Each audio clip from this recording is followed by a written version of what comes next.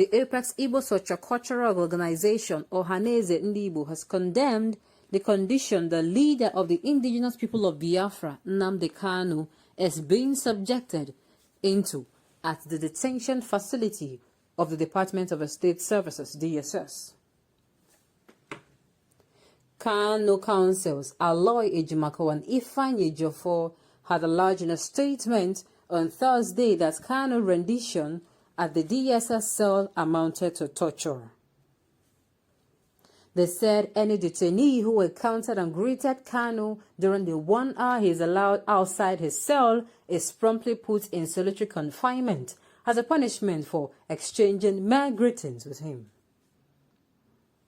The IPOB Council said till date the DSS has denied Kanu repeated requests for an independent medical examination to determine the extent of damage done to his body by a suspected substance he may have been injected with during his abduction and extraordinary rendition.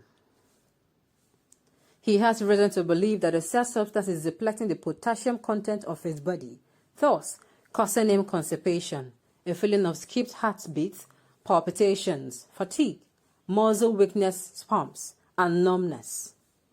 But Ohanaeze Igbo described the actions of the DSS and by extension the federal government as objectionable and warned that such inhuman action should be stopped. The spokesman for Ohanaeze, Chief Alex Obonia, who spoke to our correspondent in Enugu, said, "We have to find a way to talk to the Attorney General of the Federation, Abubakar Malami San, and other authorities concerning this matter, that it helps the image of Nigeria if we are in the news for good reasons." The issue of Nnamdi Kanu has gone beyond the shores of this country. Whatever happened to him will attract the international attention. So how we are viewed by the Committee of Nations is very important. It goes beyond Nnamdi Kanu. It affects everything to which Nigeria stands for. Therefore, Ohanaeze advises that Nnamdi Kanu should be handled with care and whatever is happening should fit into the global best practices. Trial of Nnamdi Kanu condition he states should be made open. People should have access to him as is supposed to be within the rule that is obtained by the people that are in detention of this kind. But to subject him to suffering like his lawyers are talking about is objectionable. Ohanaeze maintained that Kanu's interests will be protected just as it would protect the interests of any Igbo anywhere in the world. What his lawyers said, "I will take it to the National Executive Committee of Ohanaeze Igbo, but my advice now is that Nigeria should not attract opprobrium unto itself." Meanwhile, the spokesperson of the DSS, Peter Afunanya, in a text message sent to one of our correspondents, said, "The DSS is not likely to make any public statement on a matter that is sub judice. Besides, any aggrieved parties can seek redress as may be appropriate in law." Now, this is pure fallacy. You see that statement here? Is it not this same court? I am in court over an issue. And now that this same court is standing still and watch them humiliate me. And you are saying seek redress because they know it is nothing can be done. This particular last statement is a big lie. I'm still asking, what is the fate for we average Nigerians? If you're oppressed if you're oppressed and you run to the law to help you, that means you are completely in soup. That is what it means. I've been saying this thing that Kanu, he does not represent himself alone. He stands for so many things. Like that name, whenever it comes up anywhere, there is what we call attention. The global, everyone is watching. Those outside Nigeria, they are watching.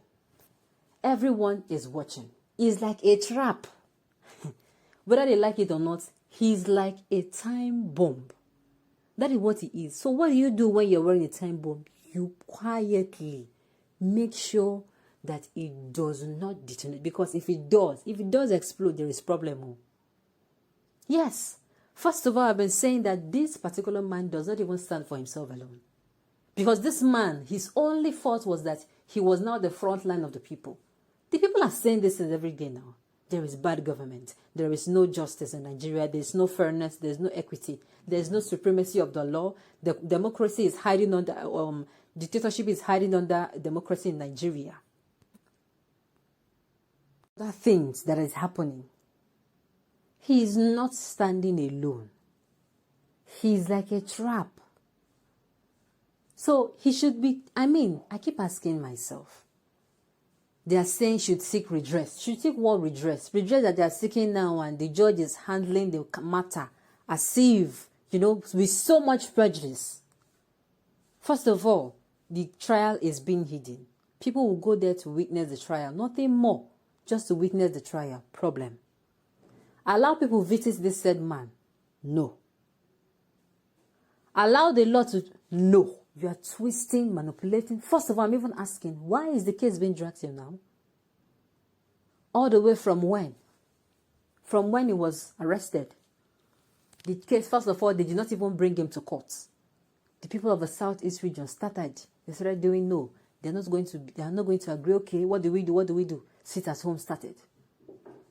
After the threat and everything, he was brought to court the next time. And I keep asking myself, what is it that they are judging that they have not finished? What is it now? I keep saying this, so if this is how the judiciary has deteriorated to, has deteriorated to, then there is problem. There is problem for the average Nigerian. That means you are not safe. You go out, you're offended, you are even in trouble. You go out, you did not offend anybody, you are in trouble because somebody might come and offend you. And yet the law will treat that issue as if you are the offendant. Why? Do you know that this particular man now, what he's going through, is similar to what people go through in the hands of the government? Why it is different is because this particular case is making, as in this particular case is no longer Nigerian's case alone. Many people, for this to be happening to him, that means many people have been suffering same. Unfortunately, they have not been able to come out to say it. Confining someone to a cell. I keep asking myself, if at the end of the day now, the law proves his innocence against all odds. Now, for all these inhumane treated, those that are involved, will they be punished? Because I do not understand why you start giving somebody punishment. He has not been proven guilty.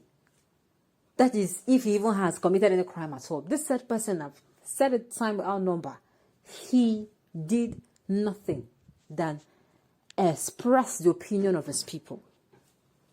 So I do not even know why there's a case, and not even why the issue is being dragged all the way from this year till next year, January 19th or 19th and 20th.